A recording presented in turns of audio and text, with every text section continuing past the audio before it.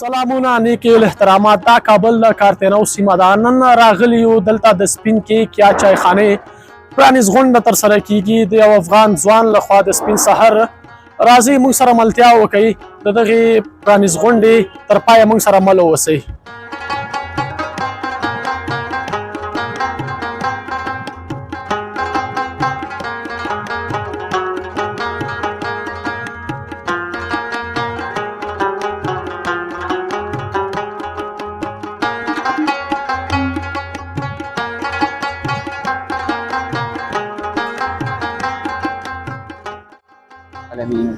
خدای پاک دې ستاسې دا راتګ په موږ پورې ډېر زیات بختور کړي. خدای پاک دا جایز موږ برکتي کړي او تاسې دې خدای ډېر زیات خوشحاله لري چې موږ سره په دې مراسمو کې له موږ سره ګډون وکړ. انشاءالله موږ به ستاسې په طول باندې پوره راځو. تاسو ته به داسې خواړه او خواږه درکوو چې تاسو ټول به پرې خوشحاله یې او خوند به ترېنه اخلئ. ژوند ډېره مننه. دا سپین کیک دی او سپین کیک موږ په دې انګېزه باندې شروع کړی دی چې دلته به د 140 ډولو خواږه پخیږي او دا موږ فقط په دې خاطر باندې شروع کړی چې موږ په هیواد کې دننه هغه خواږه خواړه او باکیفیته چایونه او جوسونه او شیان ولرو چې تر دې مخکې دلته نه ول او خلکو دا هیله لرله چې دلته هندي او پاکستاني او د شاوخوا نورو ګاونډیو هیوادونو باکیفیته خواړه او خواږه وي. نو د همغې تشې د ډکولو په خاطر باندې موږ سپین کیک دلته خلاص کړی دی. کیفیت به یې عالي وي، بیه به یې مناسبه وي او هر څوک چې دلته راځي له هغوی سره به داسې چلن کېږي لکه ډېر نږدې خپلوان او د کورنۍ غړي چې له هغوی سره څه ډول چلن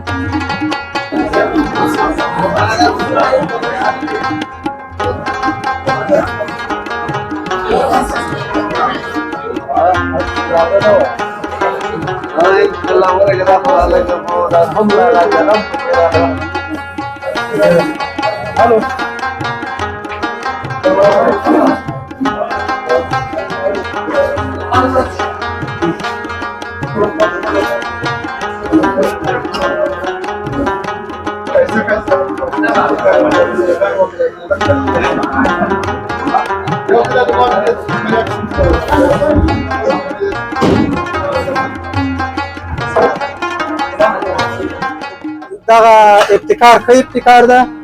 د معیاري او ستاندرد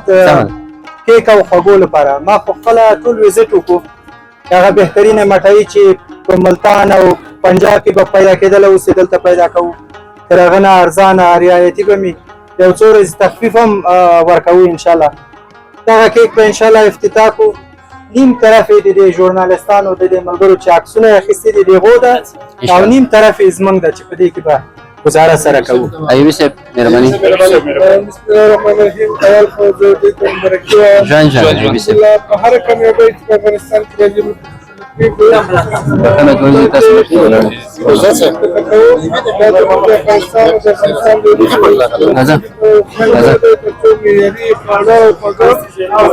ستړي مشه دلته موږ سره د سپین کیک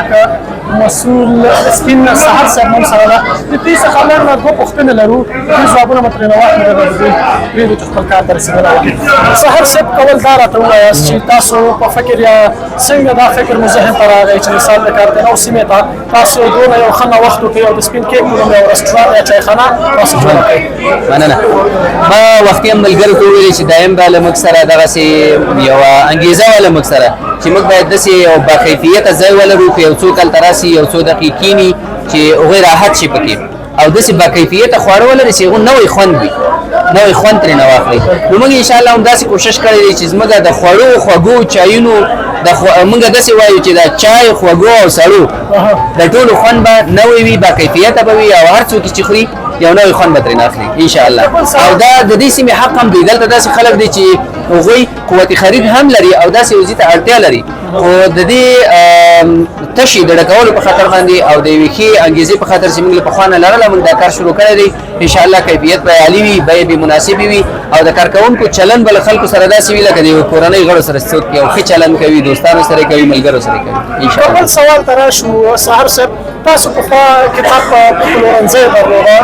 او دغه سوال ته که راشو نو هغه کار مو څنګه پرېښود او دې کار ته مو مخه کړه؟ دې په اړه خو زه ډېر څه ویل نه غواړم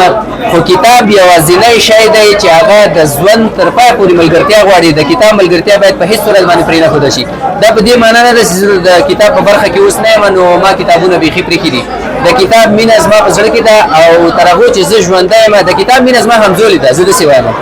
تر هغو چې زه ژوندی یم د کتاب مینه به راسره وي خو حالات کله کله داسې راځي سوداګرۍ دي بزنسونه دي یا تجارت وچلېږي بل ونه چلېږي یو سوړ شي یو څوک هغه پرېږدي بلې برخې ته لاړ شي لاس ور واچوي خو دا په دې معنا نه ده چې مثلا کتاب سره ما مینه پرېږدي دا یا څه بله کیسه وي داسې نشته